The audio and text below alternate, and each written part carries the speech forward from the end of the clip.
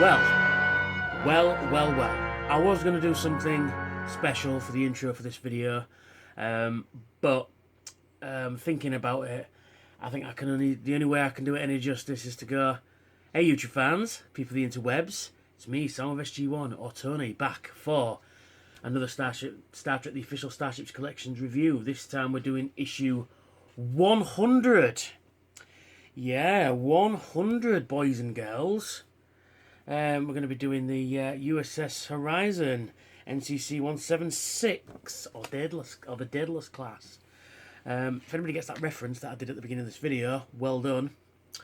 And I'm going to kind of fit in based on what this ship is actually. And as per usual, you get a nice glossy magazine and you get the ship itself. But more on that in a little bit. So let's get cracking, shall we? The specifications: type, Explorer, affiliation, Federation. It should be Federation Starfleet, but there you go. Launch 22nd century, length 140 meters, crew 229, top speed warp 7. Weapons, phaser emitters, and photon torpedo launchers. I still believe they were calling them phase cannons and photonic torpedoes, but that's the point. And we get a really nice CG render of the ship itself there. I am guessing that this configuration here is a deflector dish, or it could be that little grill there on the sphere section. Either one would fit the bill. I'm thinking that's the deflector dish there. Yeah, it's really cool. We get a lovely shot of the aft section and the shuttle bay there. That's really cool. And it goes into various. Hang on, what have I missed? Oh, yeah, the Daedalus class followed a similar configuration to most subsequent Starfleet vessels and featured primary and secondary hull.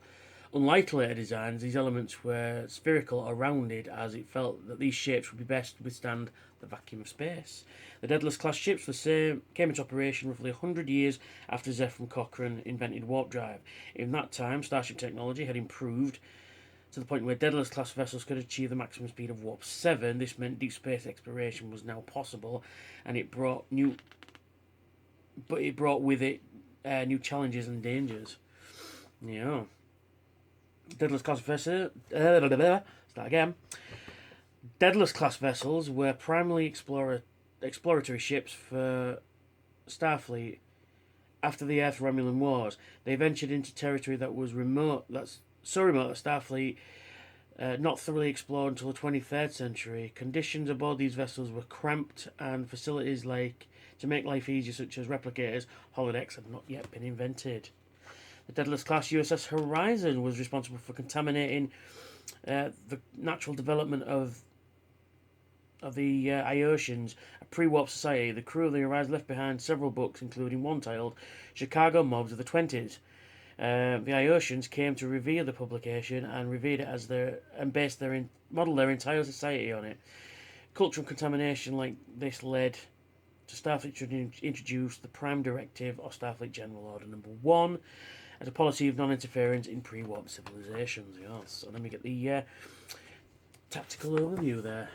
Very nice. Very kind of, main base, buzzard ram crew, aft sensor pallet, buzzer, warp nacelle, engineering hull, nothing out of the ordinary. The buzzard ram scoop on the Daedalus class. I can't talk today. The buzzard ram's coupe on the Daedalus class vessels featured spikes in the front of them, as it did on the U.S.S. Enterprise NCC-170 when it was under the command of Captain Christopher Pike. The only other Starfleet vessel that had a spherical main hull was, apart from the Daedalus, was the 24th century Olympic class from an alternate future.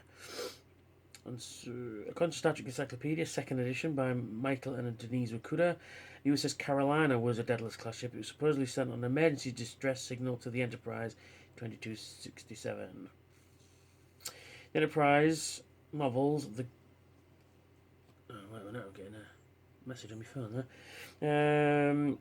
In the Enterprise novels, The Good That Men Do, Kobayashi Maru, and Beneath the Raptor's Wing, The Daedalus class was featured as the main replacement of the NX class fleet. NX class ships deemed too expensive and took too long to build. So they built cheapness. And then we got designing the Daedalus class. Michael Okuda's request, a Daedalus class model was built by Greg Ginn, based on Matt Jeffrey's design for the original Enterprise. Yeah, and there's the CG photo of it. Really nice, actually. Same one on the front cover, but that's really cool. I like it. Okay. This CG rendering by Fabio Passario of the Daedalus class ship was based on the photographs of the original model and specially created for this magazine. And then we've got the original model in hand there, probably Doug Drexler. Yeah, really cool, really cool indeed. Yeah, that's really awesome. That actually, it's nice to get the actual model in hand and see the photos of it and so. But that's the Essex there labelled. Well, it's got Essex on the front. And it's got Horizon on the back there. And then the Star Trek history of space exploration, and it goes into the first contact with the Vulcans, Khan Singh, and then John Christopher, Nomad, the Ares 4, because it's kind of cool, and I'm kind of hoping that this is kind of related. But if you've ever seen the movie The Martian or read the book The Martian, the spacecraft that send them to Mars in that is called the Ares 3, so that could be the next one, the Ares 4. Kind of like that idea. Then we've got the Charybdis, found in orbit of Theta 8. And then you've got the Friendship 1 probe. Is it the Constantoga? Yeah.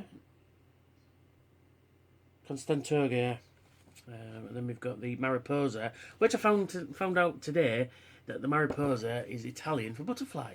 So that's nice, isn't it? Yes. And then we've got on screen. Actually, it never really appeared on screen. Although the Daedalus class was mentioned in both Star Trek the original series and Star Trek the Next Generation, it was never actually seen. In fact, it only ever appeared on screen as a scale model in Star Trek Deep Space Nine, as it appeared in various episodes as the U.S.S. Horizon NCC-176, in Benjamin Sisko's Ready Room, and in the schoolroom by Keiko O'Brien aboard Deep Space Nine. Something rarely seen in Star Trek franchise appeared in the Next Generation episode Power Play, as a shuttle pod at Campbell made its way through a turbulent atmosphere of the moon Mabu 4. The occupants could be seen strapped into their seats with seatbelts, yes. Marina Sirtis, playing Counselor Troy, broke her coccyx while performing a stunt in Power Play, in which she was flung back by the force of a storm.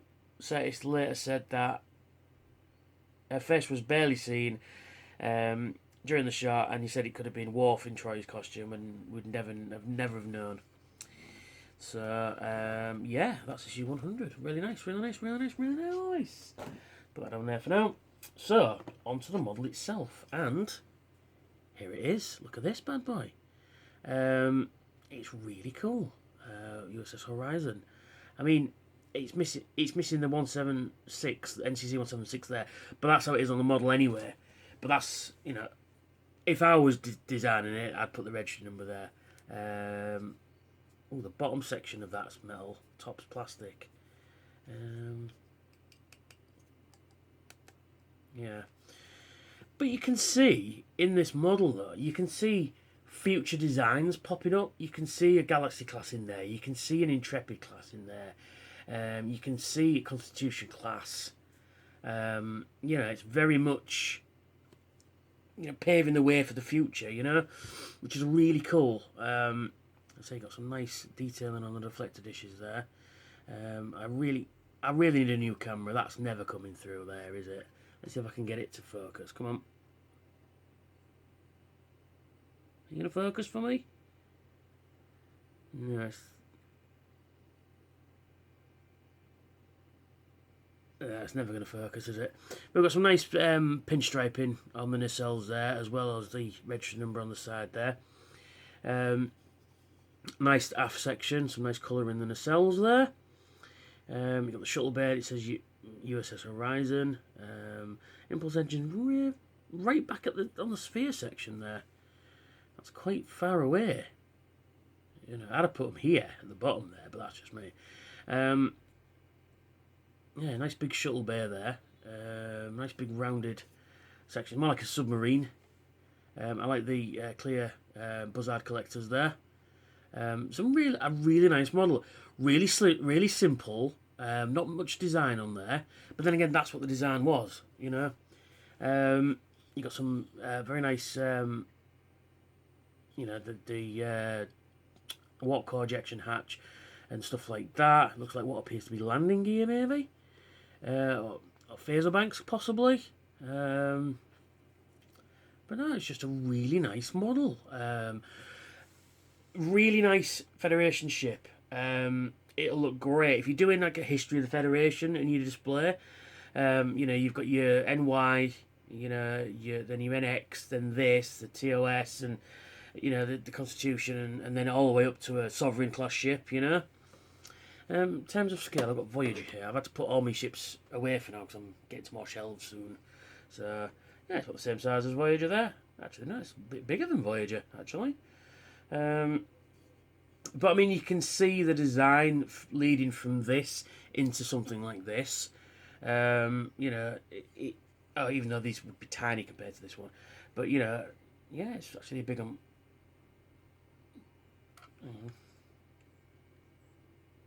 Yeah, it's slightly longer than Voyager. Well, who knew? I mean, obviously not to scale.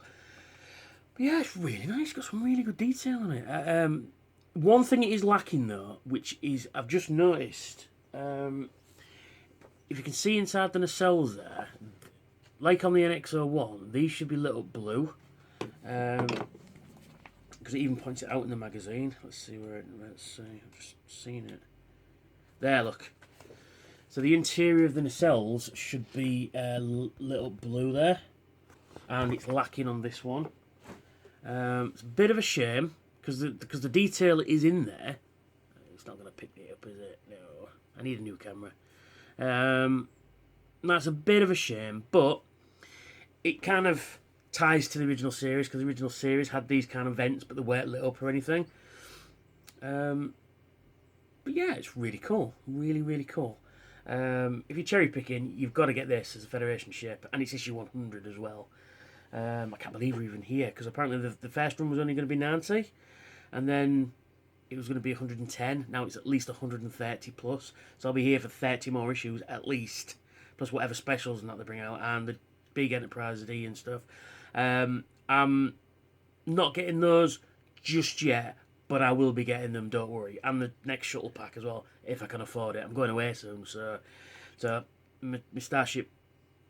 So, I mean, I'll still be putting content on my channel, but it's just at the minute there won't be much new stuff. So I've been on holiday, that is, and, you know, so I'm going to have to TF Nation. But anyway, it fits on the stand very nicely, very nicely. Actually, I didn't see the stand. It just says Daedalus class on the bottom there, which is cool. I mean, this is the reason why I love this collection. This is the reason why I've stayed with it 100 issues in. You know, it's because you'd never get a ship like this in a Star Trek collection. Never. You'd never get out like this. You know, even if, like Johnny Lightning, for example, the ships they did in the Johnny Lightning collection, you got Enterprise, the original Enterprise, NX-01, Enterprise D. I don't even think they did an Enterprise E. But you actually got a Defiant 1764. But you didn't get a Defiant 74205. You know, you got a Borg. I mean, the ships you're usually likely to get in a collection, you're going to get all the Enterprises. You'll get maybe a Reliant, an Excelsior, a Klingon Bird of Prey, a Romulan Warbird, a Borg Cube, Voyager, Deep Space Nine, Defiant, Deep Space Nine if you're lucky, and that's about it, really. Klingon Battlecruiser as well, maybe a Vocha class, but you'd never get anything like this. This is really cool. So that's me. That's issue. That's issue 100. Join me next time for issue 101, and I will catch you all later. Don't forget to like, share, and subscribe. Please hit that notification bell. It tells you when I've got new content out. I will sort out my Patreon. If you really wanted to subscribe to my Patreon account, that would help me out no end. I could save up and get a new camera and new better equipment. I'm not asking for anything, by all means, don't send me anything, but if you really, really want to, by all means. So yeah, that's great, and I'll catch you all later. Bye for now.